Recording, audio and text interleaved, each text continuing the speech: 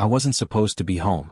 I had kissed my wife goodbye 20 minutes earlier, keys in hand, coffee in the cup holder, heading to my sister Claire's cabin to help her move. The day was routine, until I realized I left my phone charging on the kitchen counter. So I turned around. I opened the front door quietly, careful not to wake my wife, thinking maybe she'd gone back to sleep. But she wasn't sleeping. She was on the phone, standing in the living room barefoot, pacing slowly with her back to me. I didn't mean to eavesdrop, but the words hit like a bullet. I cut the brake line. Yes, she'll take the car today. We'll see each other at your sister's funeral. I stood frozen. My heart stopped. Claire? My sister? She paused. Laughed quietly. She won't feel a thing. My mind reeled. My wife, Emily, was the one who braided Claire's hair at our wedding. The one who smiled at her across the Thanksgiving table. The one who texted her recipes. And now, she was planning her death? My hands trembled, but I didn't make a sound. I stepped back. Closed the door like I had never returned. Called a tow truck before I even got to my car. Then I drove to Claire's place and said nothing, just handed her the keys. What's this for? She asked. I smiled faintly. A gift. From Emily. But inside I was already planning something much bigger. Claire stared at me like I'd lost my mind. You want me to take Emily's car? I nodded once, but she could feel something was off. I avoided her eyes. I told her the tires were old and she should just take my truck instead. She looked confused, but she agreed. Claire never questioned much when it came to family. The tow truck never came for the car. I canceled it. Instead, I drove it to Emily's mother's house and left it parked right outside. I didn't say a word. No note. No warning. Just walked away. That night, I lay next to my wife in bed. She was laughing at something on her phone. The same hands that had wrapped Claire's birthday gift last week were now texting someone, fingers flying like nothing had happened. I stared at the ceiling. Who are you, Emily? And when did you become this? The next morning, her face drained of color. She was staring at her phone, trembling. Her mother had taken the car. And it didn't crash, because the brake line had already been reported, anonymously. The police towed it before she ever left the driveway. And now detectives were asking questions. Emily threw up in the sink. She kept whispering, "No, no, no." I sat across from her at the table, sipping my coffee. Rough morning? She looked at me, panicked. Did you? I smiled faintly. I forgot my phone yesterday. Came back for it. Her jaw clenched. Her world had just started crumbling. Emily didn't speak to me for 2 days. Not because she knew I had done something, but because she was terrified I might know. Her paranoia hung in the air like fog.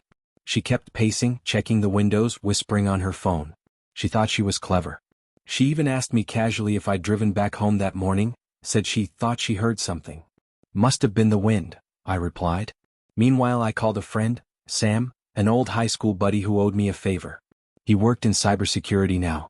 I handed him my laptop, told him I needed help accessing a cloud camera backup. I didn't give details. In less than a day I had it. The video file. Emily in the living room. Laughing. Phone on speaker.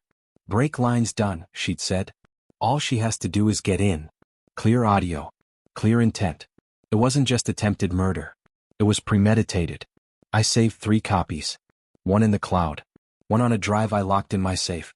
And one on a small USB I mailed to Claire. No return address, just a sticky note.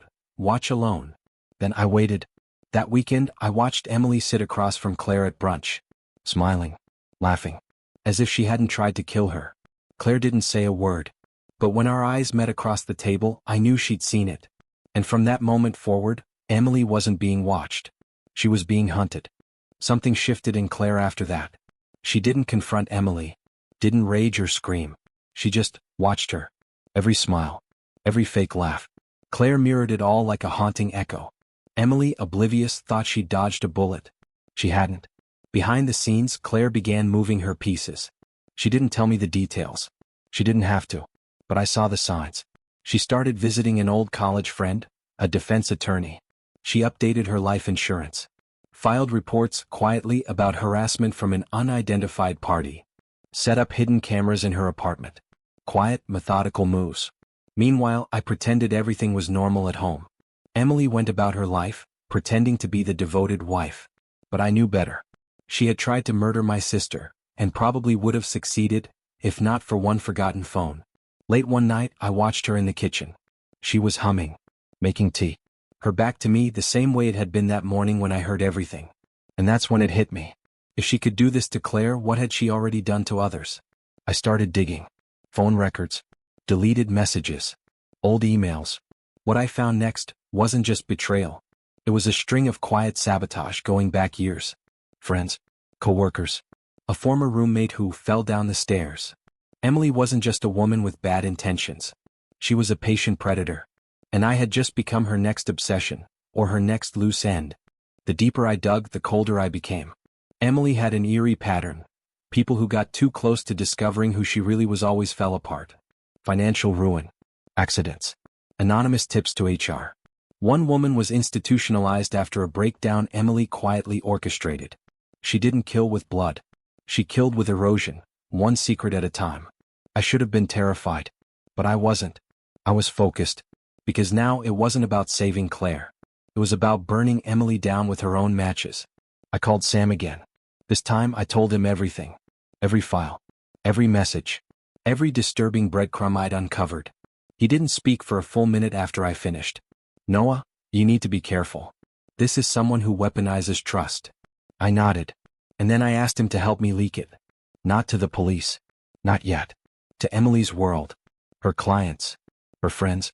Her reputation. Claire handed me a burner phone with one message preloaded. If you trusted Emily, you might want to hear what she really thinks of you. Attached was the video, the audio of her break-line confession, and 2 years' worth of digital sabotage. We sent it to 5 key people in her firm. By morning her name was on fire. By afternoon her phone wouldn't stop ringing. And by nightfall, she was on her knees in our kitchen. She didn't cry. Emily just folded. On the floor, gripping the edge of the counter like it was her last anchor. The phone calls hadn't stopped all day. Partners, clients, friends demanding answers for the audio, the evidence, the sickening truths that came out like a flood. And she knew. She knew I had done it. Why? She whispered, her voice small. Why would you ruin me? I didn't shout. I knelt beside her, level, and whispered. You didn't just try to kill Claire. You planned it. Smiled while doing it. You almost made me bury my sister. She blinked but said nothing. You don't get to cry, Emily. You don't get to be the victim in your own fire. That night she packed 2 suitcases. Silent. Mechanical. But I wasn't finished. The next morning Claire handed me an envelope. Inside was a civil injunction, a restraining order. Claire had filed it the moment she saw the video. It included a court-ordered psychiatric evaluation and a subpoena for an attempted homicide inquiry. Emily's jaw clenched when she read it. You've destroyed me, she said cold. No, I replied. You did that all on your own. We just turned on the lights. She was gone by noon. But 2 days later, I got an email. No text. No number. Just a subject line. You think it's over? You're wrong. And when I opened the attachment, I stopped breathing. The file was a screen recording. Emily's voice was calm, measured, the way she always sounded right before twisting a knife. She was on a Zoom call with someone hidden behind a blurred profile picture. He thinks it's over, she said. But I've learned my lesson. Never kill the snake when you can let it coil tighter. The video cut to a list. Names. Dates. Personal details, including mine and Claire's. My job address. Claire's daily schedule. My attorney's contact info. She'd been building it before she even left. I still have access to his email, she said casually. He never changed the recovery questions. We'll let him feel safe a little longer. Then I'll make him wish he had screamed that day in the hallway. My hands clenched into fists as the video ended. Claire stood beside me. She's trying to corner us, I said. No, Claire corrected softly. She's trying to trap herself. And that's when we moved. We reached out to every person she listed. Warned them. Shared proof. Most cut ties with her instantly. But one didn't. A man named Paul Hendricks, a former private security agent she'd met years ago. He sent a single message back. You two should be very careful. She doesn't bluff. And she's not alone. That night I installed new security cameras. Changed every password. Alerted the police. Because Emily had gone from predator to cornered animal. And there's nothing more dangerous than that. It happened on a Sunday. Claire had gone to meet her friend for brunch. I was alone in the house, cleaning the garage, when I noticed something strange. The gate security camera had gone dark.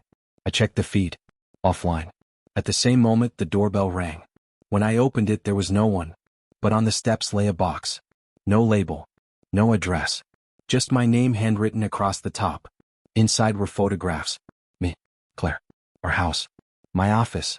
All taken from across the street, days ago. At the bottom of the box was a burner phone. It lit up the moment I picked it up. "You're not the only one who knows how to play silent," the message read. "One of us will break first." I didn't flinch.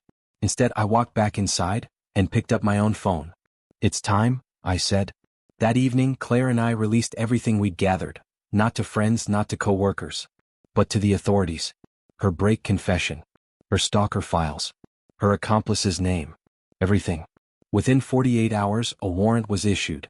Her apartment was raided. And for the first time, Emily had nowhere to run. I didn't celebrate. I just watched from across the street as they put her in the car. She turned her head and locked eyes with me. And I smiled. Because justice isn't always loud. Sometimes it walks in silence and waits for the right moment to knock.